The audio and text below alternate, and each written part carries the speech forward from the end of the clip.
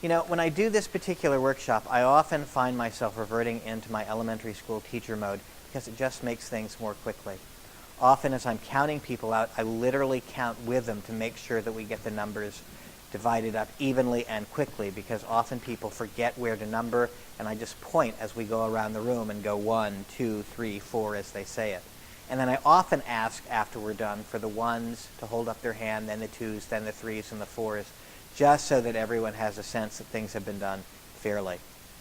The group size is actually a timing thing. If it's a smaller group, generally I have a smaller overall group, then I may allow more time. If it's a larger group, then I may really stick to my having people meet in groups of 2. Though sometimes I'll allow a group of 3. If we have more time, a group of 4 or 5 is actually better, but it ends up taking more time in the workshop, and it's one way for you to cut time. So it's something for you to think about as you divide people up. I always say when we get to the point of how would your life have been different if you'd been born with a different gender, I always say different gender as opposed to opposite gender or other gender, because it not only makes space for the transgender people who are part of the workshop, it reminds people in thinking that there may in fact be more than 2 genders, though some people still won't think that until you talk about transgender issues. It also puts the trans folks at ease if you have folks in the workshop. Despite doing that, most people go with male or female when they're doing this particular part of the exercise. Most people go on race and ethnicity with the dominant racial or ethnicity minority in their particular community. Though if there isn't one, people often default to African American or black in terms of how they think about the race question on how your life went different. For the most part, the people of color keep quiet during this exercise, which is very interesting, and I never try and force anyone to talk who doesn't want to talk. People rarely do bisexual when I do gay, lesbian, bisexual, heterosexual in terms of how would your life have been different with a different sexual orientation, though occasionally that happens. And sometimes I'll point out about how dualistic we get in our thinking, particularly in terms of race, gender, sexual orientation when we think about things. Even though I've given the caveat around disability, most people still go to the extreme in disability. They think about how their life would have been different if they were deaf or blind or in a wheelchair, even though that is not what I've tried to set up earlier. It's just an interesting place where people go.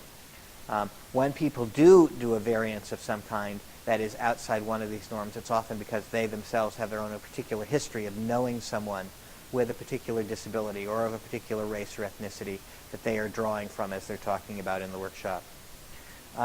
Interestingly enough, BGLT people and people with disability are more likely to speak up, pretending to be heterosexual or temporarily able-bodied in the workshop as a way of education, because that's just a part of what they've had to do, and it's a part of what they've had to do within their own families, so they're used to doing it.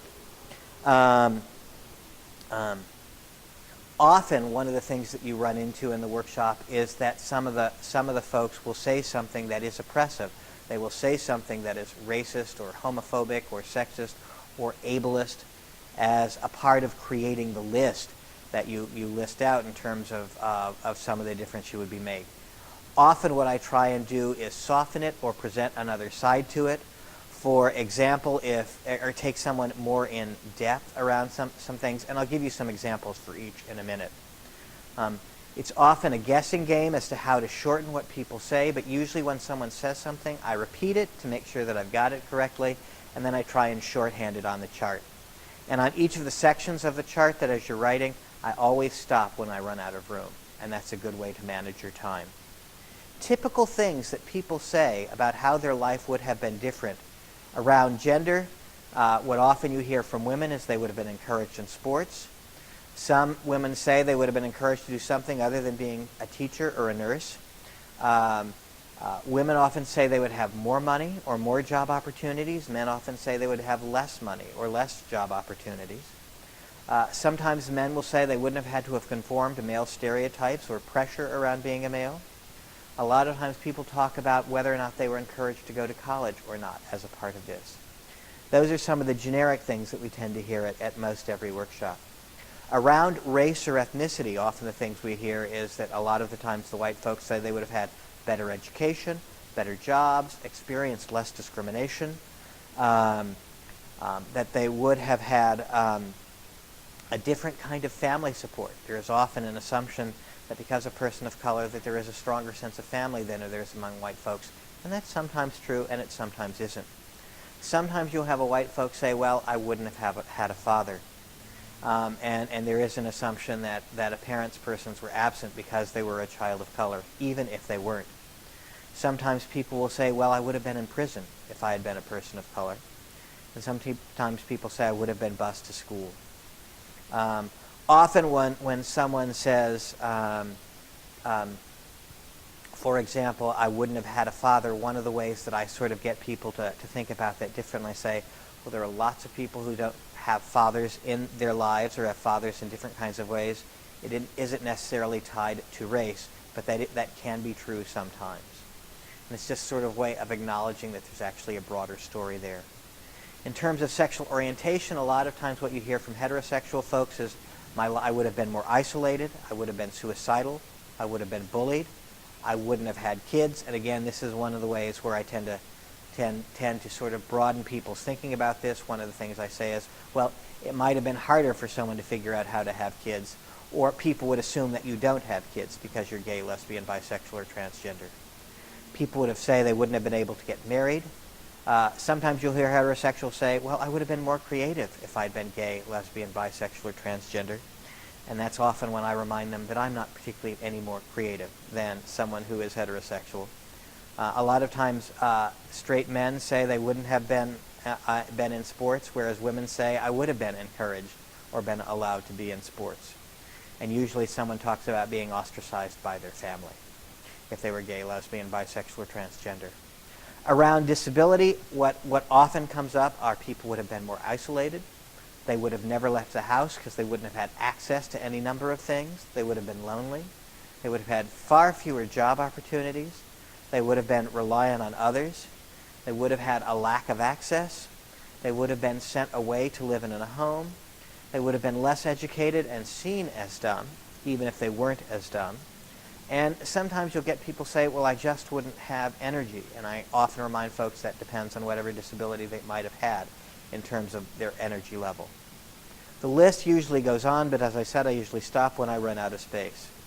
I generally acknowledge at some point that the workshop would have been different if there were more people of color or BGLT people or people with disabilities in the room. I generally don't judge the comments, but sometimes I will offer a reframe if I think it's something that needs to be reframed. Usually you get a good sense of the group by how nuanced the answers get. The more generalistic they are, the less people have thought about it. The more specific people get, the more they've thought about a particular situation. If someone wants to argue with me, I generally do a reframe of something along the lines of not everyone has the same opinion, and everyone here has a right to be heard, so we'll hold space for both opinions. I usually try and do a reframe of more hurtful comments. Occasionally someone will say ouch, and I ask them if they want to say more about why they've said ouch, which often leads to a moment which you need to make time for.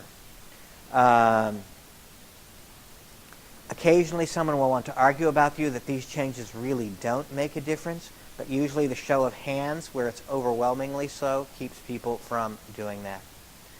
If it's clear you have someone who wants to commandeer the workshop, I generally remind them sooner rather than later that we are on a time schedule and that everyone needs to be heard, because often you have someone who wants to say 4 or 5 different things because they've had this aha moment. I generally only allow them to say 4 or 5 things if people are particularly silent. In general, I try and get just the people who have the number to speak up, but often I'll allow it to be opened up just to get more things out on paper if it needs to happen. Tying in this into what UU ministers actually still experience usually stops people from arguing. Smaller groups, again, allow for more time elsewhere. And I often allow people without the right number to speak up, in particular, because they often have particular experiences that they're referring to, and it's often very good. This is a place where timing can get out of hand, so be very aware of your time as you're going through this particular part of the workshop.